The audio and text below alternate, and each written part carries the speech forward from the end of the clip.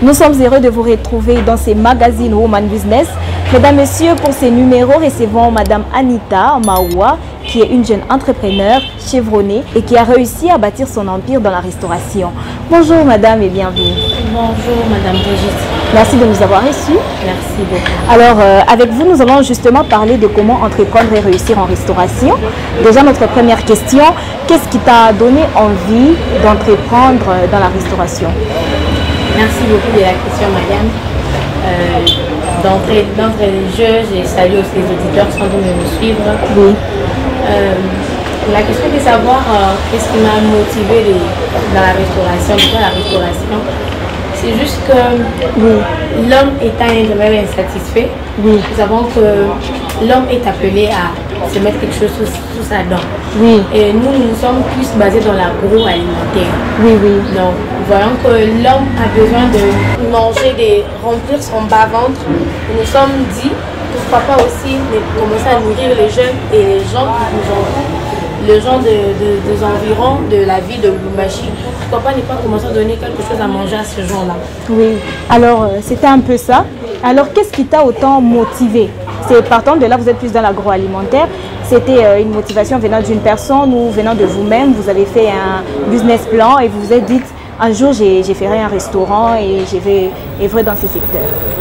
Non, mais c'est juste que déjà que j'ai quand même essayé d'étudier le milieu, oui. Je me suis dit, comme il y a un manque, oui. C'est pas comme des manques de l'environnement, je me suis dit, il y a un manque à cet endroit, je me suis lancée, vu qu'il y avait un besoin qui se présentait, je me suis dit, voilà, que les gens sont en manque et ils peuvent avoir quelque chose à manger à des heures bien précises.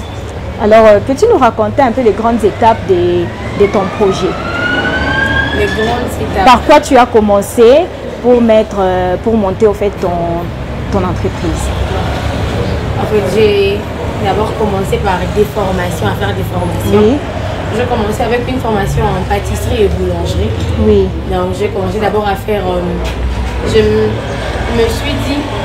Bon, déjà toute jeune, j'aimais un peu tout ce qui est pâtisserie. Donc, c'était une passion? Oui, déjà une passion dès les départs. Oui.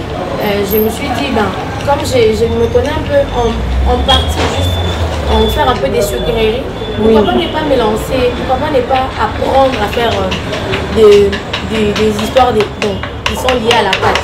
Oui. Je me suis dit, je me lance dans la pâtisserie. Je suis allée dans un centre de formation de la ville.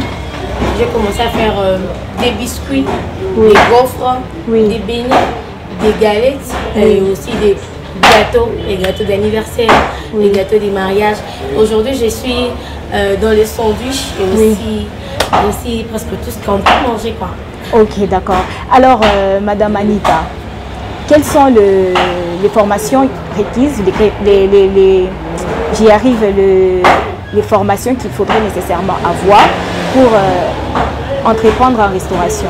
Il suffit juste d'une passion ou il faudrait se former? Non, la passion à elle-même ne suffit pas, il faut aussi se former. Parce que je me dis que c'est vrai, on peut connaître certaines histoires, mais nous ne connaissons pas tout. Nous sommes limités, nous sommes butés à une certaine difficulté à un moment donné. Il faut aussi aller au-delà de nos limites, c'est aussi apprendre. C'est vrai, à la maison, on nous a appris à préparer, mais on ne nous a pas tout montré. Il y a certains mets que nous voyons juste à la télé, mais on se dit, c'est quand même intéressant. C'est intéressant, je peux apprendre, oui. Et c'est ainsi que quand nous voyons des gens, des centres de formation ici dans la ville de Lubumbashi, je me suis dit, déjà que je connais un peu certaines histoires, pourquoi pas ne pas oser à faire telle ou telle autre chose. C'est ainsi que je suis allée faire une partie de la cuisine et aussi une partie de la pâtisserie. Une partie de la pâtisserie. Alors on aimerait un peu savoir les rencontres marquantes qui t'ont rythmé à entreprendre dans ces secteurs. Y a-t-il de personnes qui t'ont suggéré, peut-être qui t'ont dit, tu peux vraiment entreprendre dans ces secteurs parce que tu t'y connais, tu as suivi des formations, ou c'était un rêve d'enfant? Ça n'a pas été mon rêve d'enfant, sincèrement. Étant toute jeune, je voulais vraiment devenir médecin. Ok. Mais comment tu as basculé directement, tu as shifté à autre chose? Non, en fait, dès le départ, j'avais un peu un papa qui ne voulait pas que je fasse la médecine, quoi. Oui. Et bien, je me suis dit, comme ça, je vais alors aller dans... Oh, je suis allée à l'université, j'ai fait le réseau télécommunication. Bien qu'aux humanités, j'ai fait la biologie chimie. Oui.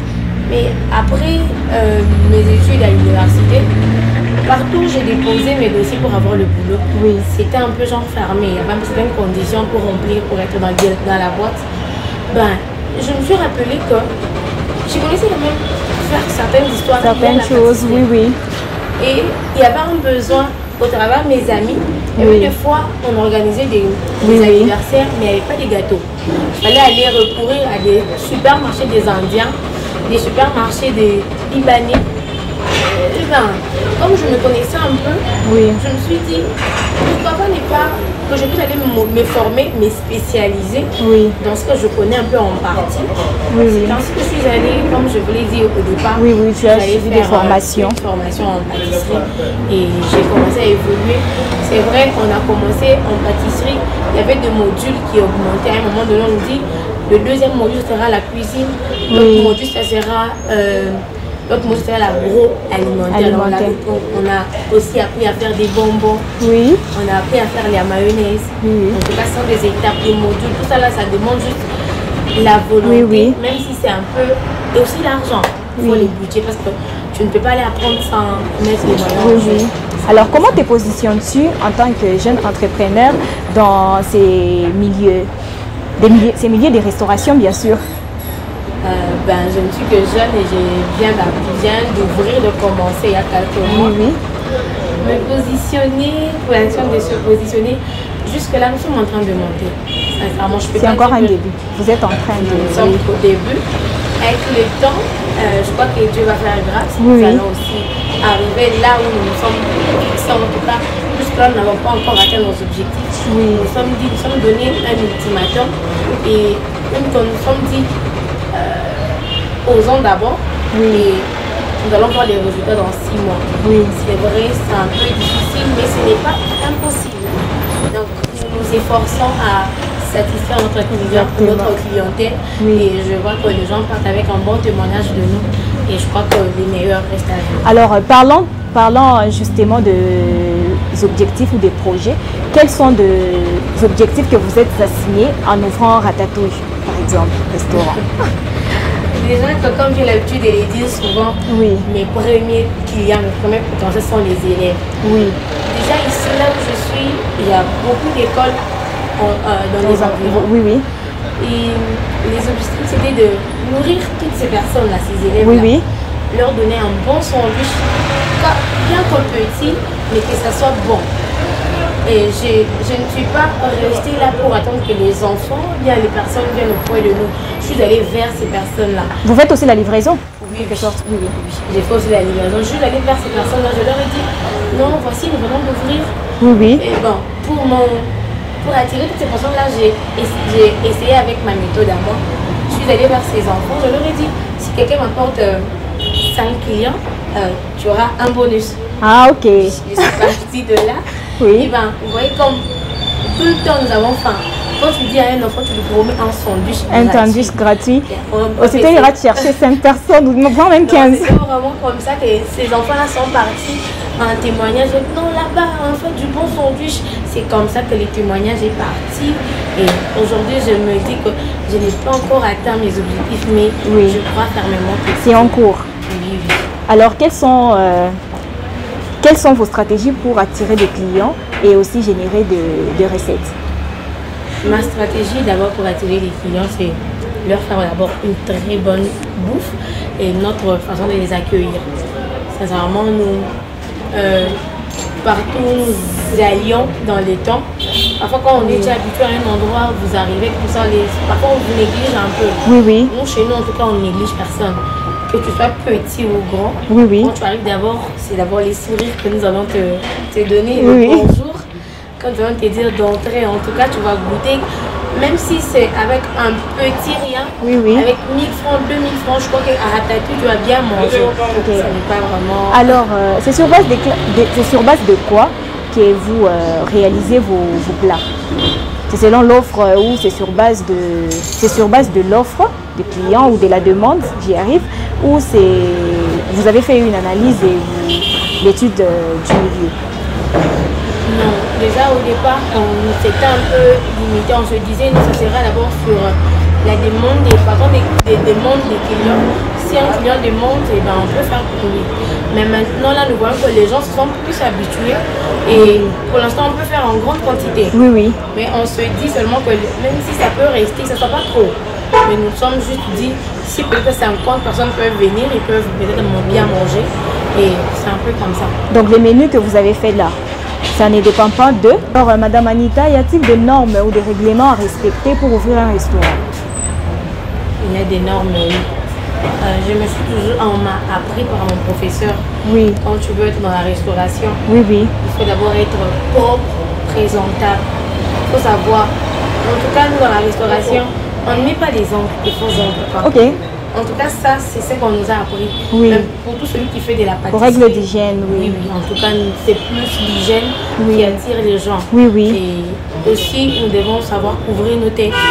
Comme quand nous venons de l'extérieur, nos têtes sont bien couvertes, nos mains aussi sont bien couvertes. Parfois au début on mettait aussi les masques, mais ça nous étouffait un peu, on a quand même essayé d'enlever, mais quand même l'hygiène, on couvre notre nourriture et on chasse aussi les moustiques, les mouches. Ça fait ça. Alors, quelle est la particularité de Ratatouille Restaurant?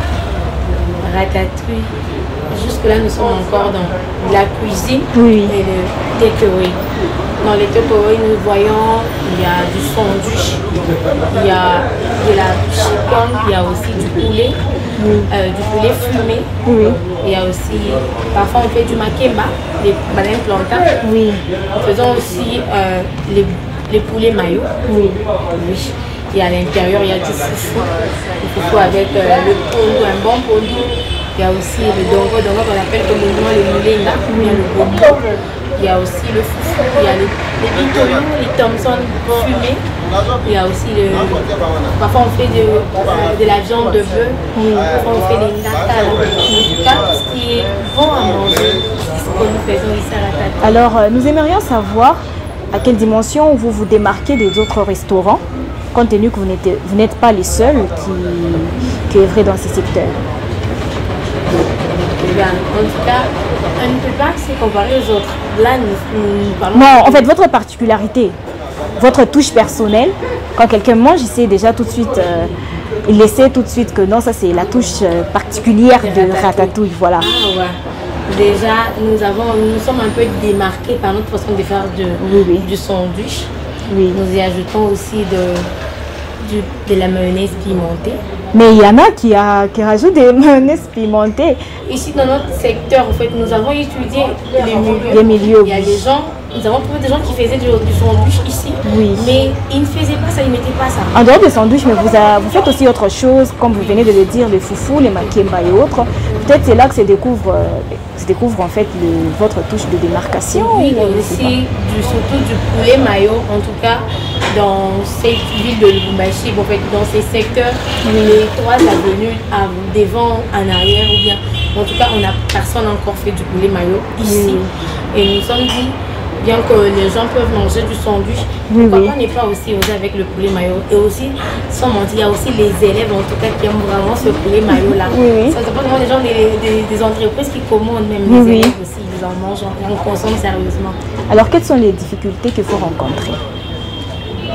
D'abord en tant que femme et aussi en tant qu'entrepreneur. Les difficultés sont assez... il y a quand même certaines difficultés. Il y a un peu, je me dis parfois avant j'avais un peu de doute quand je me disais si je peux y arriver.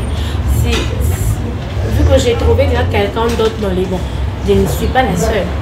J'ai trouvé certaines personnes, je me suis dit, est-ce que je pourrais vraiment satisfaire les clients? Est-ce que je vais m'en sortir? Est-ce que je vais m'en sortir en tant que femme? Parce que dans les milieux, j'ai trouvé que la plupart c'était des hommes.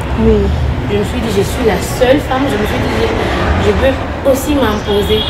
Je voudrais aussi venir déposer ma touche. Cette difficulté-là de me dire, il y a aussi parfois, tu peux arriver du matin jusqu'à telle heure. On ne t'a pas encore acheté. C'est pas pour dire que j'ai vu me frustrer. C'est vrai, ça me décourage pas. Mais je me dis qu'avant qu'il ne soit 14h, 22h, on va le dire exactement. Après, quand je me me pose des petites questions. C'est à quelques minutes après, je vois les gens en train de venir pour venir manger et ces gens-là sont vraiment satisfaits. Alors, parle-nous un peu de comment tu arrives à surmonter toutes ces difficultés. En tout cas, déjà que j'ai une Quelle est ta source de motivation en fait? Déjà que j'ai une très bonne équipe. Oui. Je ne suis pas la seule. Oui. C'est vrai que je gère un peu les deux côtés, mais je me suis plus focalisée dans le takeaway, dans tout ce qui est sandwich et poulet. Oui. Mais déjà que j'ai une très bonne équipe, cette équipe-là assure, même si je ne suis pas là, elle sait vraiment, ces personnels-là savent en tout cas nourrir et servir les clients. Et les gens même quand je ne suis pas là en tout cas. Oui, oui. Alors, quelle est ta vision? Parle-nous un peu de ta vision dans la restauration. Comment tu situes ton secteur dans 2 ou 3 ans à venir? En tout cas, je me suis toujours inspirée d'une dame, c'est une Sénégalaise. Oui, oui. Cette dame-là, elle était que une femme de chambre, elle nettoyait. Oui. Mais un jour, je me souviens en lisant son bouquin, elle a pu aussi acheter un hôtel. Oui, oui. Donc, je me suis dit que c'est partant de cette dame-là. Oui, oui. Aujourd'hui, bien sûr, je suis encore en ratatouille sur Combo. Oui, oui. Dans le jour à venir. Pourquoi pas ne pas avoir ratatouille à Polynésie, ratatouille à Likassi, ratatouille en plein centre-ville. Donc, ce n'est pas vraiment impossible. C'est un peu ça. C'est un peu ça. Alors, j'aimerais que tu t'adresses un peu à toutes les femmes qui ne veulent vraiment pas être indépendantes et entreprendre. En tout cas, je me dis que à toutes ces dames-là qui disent qu'il faut seulement attendre qu'on puisse leur donner l'argent, quand tu travailles dans ton propre argent, ça a vraiment un bon goût. Comme l'a dit une humoriste, Peasona, Miss Ngacho. Moi, vraiment, ton argent, ça a vraiment un bon goût. C'est vraiment un bon goût. Ça a vraiment un bon goût. Donc, il faut oser. Oui. Il n'est pas même avec le petit rien. Oui. Aujourd'hui, je vois les femmes qui courent seulement à faire la vente en ligne. Oui. Parce que tel mon ami le fait, je peux aussi faire. Non, mais il y a plusieurs secteurs qui ne sont pas encore exploités jusqu'à maintenant. Oui. Moi, je me suis dit, j'ai étudié, je me suis dit, il y a un besoin quelque part. Pourquoi ne pas me lancer? Exactement, j'ai osé. En tout cas, je dis que pour l'instant, ça va. Mais je crois que le meilleur reste à venir. Il y a encore des bonnes choses qui arrivent. Pourquoi pas ne pas ouvrir un bon restaurant dans les États-Unis? Pourquoi ne pas fermer les maisons des coutures et on doit aussi élargir des espaces en tout cas. Donc il faudrait aussi leur signifier quelque chose parce que à celles qui veulent entreprendre, elles s'attendent tout de suite à générer des bénéfices, avoir de l'argent et tout. Parle-nous un peu de ton expérience. Ça t'a pris combien de temps pour entreprendre? Parce que quand on entreprend, on doit tout de suite s'attendre à un revenu, à une très grande somme, où il faut être patiente et attendre les moments venus. En tout cas, ça m'a pris vraiment beaucoup de temps. Sincèrement, au début, je pensais que je pouvais me réveiller comme ça, comme les gens nous ont menti. À un moment, j'allais dans des conférences, quelqu'un peut dire non, je commençais à me lancer avec $50, $100. Sincèrement, c'est faux. Oui. Donc, ça m'a vraiment pris beaucoup de temps. Parce qu'il fallait avoir l'argent du loyer, la garantie. C'est de l'argent. Ce n'est pas $50 qu'on nous dit là. Oui. Ça m'a pris vraiment presque 2 ans. Après ma formation, après avoir fait ma formation, quand même, j'étais en train d'économiser, je travaillais quelque part. Oui. Et les revenus de là où je travaillais, ça m'a aussi permis d'ajouter un peu à ce que j'avais. Oui. Et il y a aussi je ne suis pas vraiment seule. Comme même si je n'ai pas signifié tout au départ, nous sommes en partenariat. Oui. Et il y a des gens à qui j'ai montré ma vision. Par écrit. Ces personnes t'ont soutenu? Oui, moralement et financièrement, sincèrement. C'était avec quelqu'un qui pouvait mettre 500. Oui. Et aussi, c'était vraiment, c'est partant d'un projet que j'avais élaboré. Oui. Et c'est ainsi que aujourd'hui, j'ai ce que j'ai ici. Ce n'est pas avec $50, ce n'est pas avec $100. Et c'est vrai, au départ, déjà, mon objectif, c'était de nourrir au moins, je me suis dit, au moins nourrir 500 personnes le jour. Oui, oui. Jusque-là, je n'ai pas encore atteint les 500 personnes. Oui, oui. Mais ça ne veut pas dire qu'aujourd'hui, tu dois t'arrêter, tu continues. C'est demain, aujourd'hui, bon, c'est demain, après demain que je vais avoir ces personnes-là. Il faut un peu de la patience. Donc, je crois fermement que dans les temps voulus que je me suis fixé, en tout cas, ça va aller. Je crois fermement que je vais nourrir pas plus. Donc, on retient que quand on entreprend, on ne doit pas tout de suite s'attendre à avoir de l'argent, mais il faudrait travailler jour après jour et aussi être endurante.